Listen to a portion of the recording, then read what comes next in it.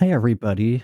Today we're talking about podcasting equipment and answering questions about mics, audio interfaces, cameras, and whatever else you decide to ask about. Equipment can be a little overwhelming if you're new to content creation. Let's talk about mics now. So there's USB mics, there's XLR mics, dynamic, condenser. There's a lot to unpack there. So let's talk about you've got phones, laptop mics. First piece of advice I have is don't use laptop mics, don't use the mic in your phone. The worst audio I've ever dealt with comes from laptop mics and AirPods. The corded earbuds, those are fine. The biggest issue is you have to be careful of the cord. If you have someone using them and has long hair, that hair needs to be tied back. And hold the cable out in front. Hold it in your hand so that it's not scratching against your clothing, because that is a noise we cannot take out, and it's really obnoxious to listen to. Yeah. Necklaces, jewelry, metal studs, like in button-up shirts. And if you're a gesticulator and a mover and that headphone thing is just, pendulous on your neckline and just bouncing off everything, it's going to be a bad time. But I have a contrary opinion for you. And this might be the first time that we disagree, so mark this, audience. This is the first disagreement we'll have. In my experience, I've found that laptop mics in general are absolute garbage. Completely agree. But the internal mic on MacBooks, at least from the M1 chip onwards, tends to be excellent.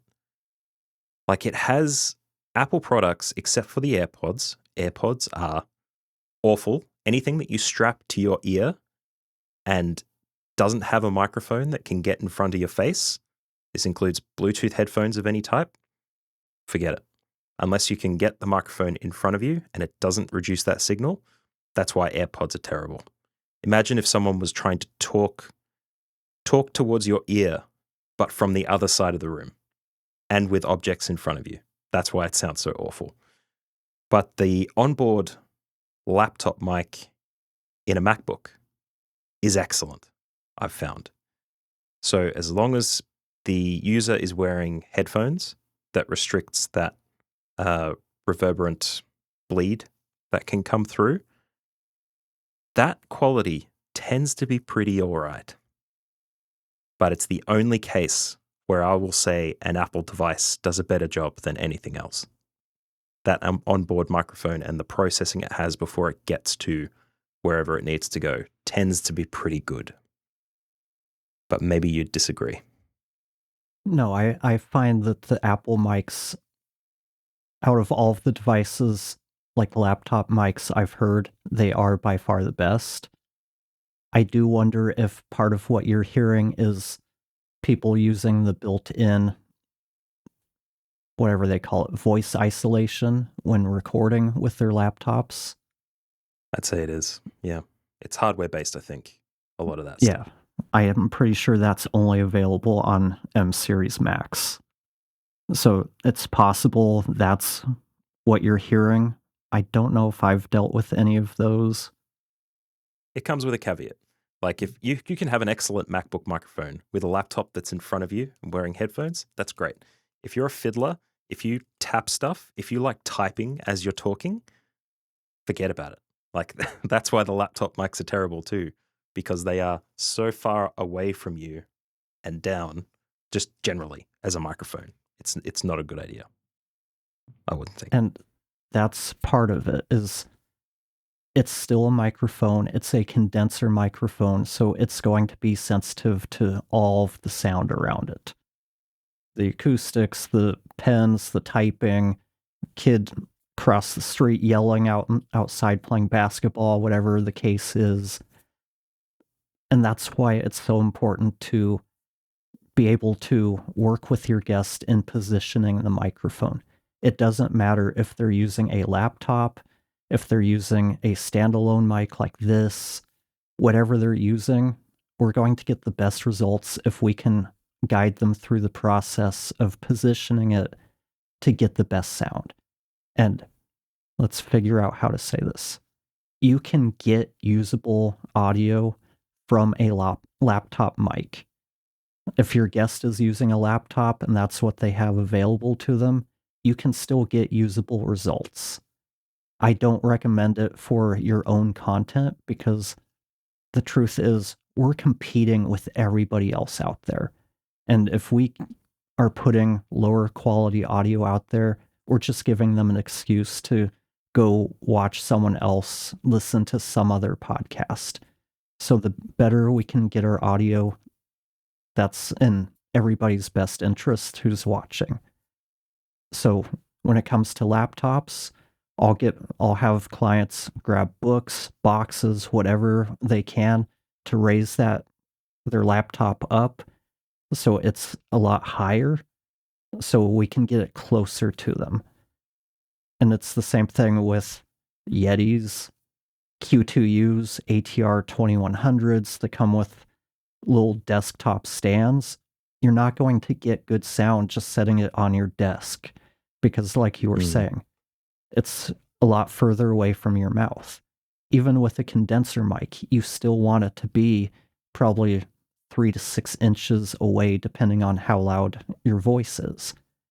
I have a pathetically quiet voice, so I need every mic within like an inch or two to get the best signal. That's why I can't really use an SM7B for something that I'm not doing post-production in, because it comes across too quiet. So yeah. I've got to crank the gain. That brings up the noise floor. So I think I did probably the first live stream with it. So apologies to everybody on that. Yeah, you did actually. That's one of those things you have to learn by getting experience with different equipment. And the people out there watching, you don't have to have that hands-on equipment, but you need to find somebody who you trust who has that experience to be able to watch reviews. So I do reviews of equipment I use. There's Podcastage. If you're looking into mics, he's got you covered. I have no reason not to trust anything he says about a mic. There's Curtis Judd. And I think there's a few other people I'm not thinking of right now, but there's a handful of people out there reviewing the types of equipment we use in content creation. And there's a guy that does voiceover who does a lot of content. Booth Junkie. Yeah. I love his voice, but he hasn't done a mic review in a very long time. But he's reviewed a lot of the classics, so he'd be great to look at too. Yeah. Because really, there's not a whole lot of new good mics coming out. Someone like Booth Junkie, he's going to be, and Curtis Judd, both are going at kind of higher end equipment because that's their world. Podcastage, he does mics. He'll test out anything at any price level. He's compared cheap mics to expensive mics. I mean, I think every mic review he does, he compares to like $3,700 Neumann, the U87. Right. So, and he does a lot of comparisons. And the big takeaway from watching a lot of his videos is there's not a huge difference between various dynamic mics. There's not a huge difference between various condenser mics. You have to have well-trained ears to hear the subtle differences between them. But your average listener, they're not going to be able to hear any difference between something like a $50 2100X versus the whatever an SM7B costs. Your average listener isn't going to hear that difference. And they're definitely not going to stop listening or stop watching your content because you're not using an SM7B. All they care about is that it sounds good enough. Yeah. Although the SM7B tends to be the gold standard recommendation from a lot of people, not for the reason that it gives you great quality audio, but that people expect to see it on video. That's most of the reason why it's there. But I love that you mentioned Bandrew Scott Podcastage compared to Booth Junkie, Mike Delgadio, because they are both ends of a spectrum where Podcastage has a very high voice, I'd say. Like it's not nasally, but if you listen to Booth Junkie compared to Podcastage, between the two, Booth Junkie is very deep, very, muscular, authoritative.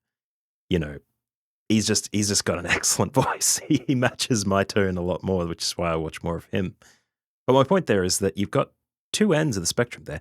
If you can reflect on what your own voice sounds like, what is the most ideal person to follow for you in terms of what a mic review is going to tell you about the environment they record in and their type of voice and how they project the weird intricacies of how they do things, then that's going to be a good person for you to follow. With our experience, it's easy to compare things in a vacuum, like you said, where people aren't going to be able to tell the difference between the XLR version of the MV7 versus the USB plugged-in version. When Bandrew Scott says the USB version is actually better than the XLR connection for whatever reason. But find someone who's like you that you can follow and get the advice from, and that's going to be the best way for you to go, whoever that ends up being. It might be us. Well, I mean, you. I haven't done any microphone reviews at all. I think I refuse to at this point. I mean, the one thing I wish is that there was someone out there doing mic reviews for women, because that's one space where I just don't see it. And hopefully when we get more time, I'd love to get Tara involved in some of these so we can do reviews and have a female voice on there to give something to women out there to hear what mics sound like for them. Both ends, like the voices are different, right? And to give you a good idea, because I've had a few female clients that I've recommended stuff for. I had one client who sounded amazing on a Yeti, on a Blue Snowball. For those who don't know, if you're thinking about the Yeti and we're telling you that it's both a terrible and an okay microphone, the Snowball is the next level down. Like it's shaped like a sphere. You can barely attach it to like an arm or a stand or anything. And it's about a quarter of the price usually of the Yeti. But on this particular person, in their seated and treated space, their voice sounded unreal in post-production. Same with another client. I recommended to them the Rode Podcaster Mark II, and that sounded amazing on her as well. And I don't think there's any other microphones I've recommended to people. So yeah, like for it, as much as, it brings up the idea of genders and things being different, we are just, the makeup of the type of voices we have is just different. And every single person is going to be different with the mic recommendations you get. And the problem I have looking that stuff up is it tends to be voiceover artists, female voiceover artists who share that kind of stuff. And more than usually, they've invested in like a TLM 103, which is like $700. A female podcaster isn't going to be spending that kind of money early on. They're going to end up with something a bit cheaper that might not be geared towards their voice in a particular way. So yeah, completely agree. Very long way to say I agree, but that's my experience with female clients anyway. And in my experience, the biggest difference between cheaper mics and more expensive mics is the amount of EQ we have to do. I don't have a Samson Q2U. I haven't tried one in person, but I've worked with a number of clients who use it. I have an Audio-Technica ATR 2100X. I've worked with a bunch of people who use that mic. I see a lot of people saying they're basically the same mic, but what I hear is the 2100X has this mid frequency bump that can be really obnoxious on some voices that needs to be Yeah. really cut pretty heavily. I haven't run into that with the Mm. Samson Q2U.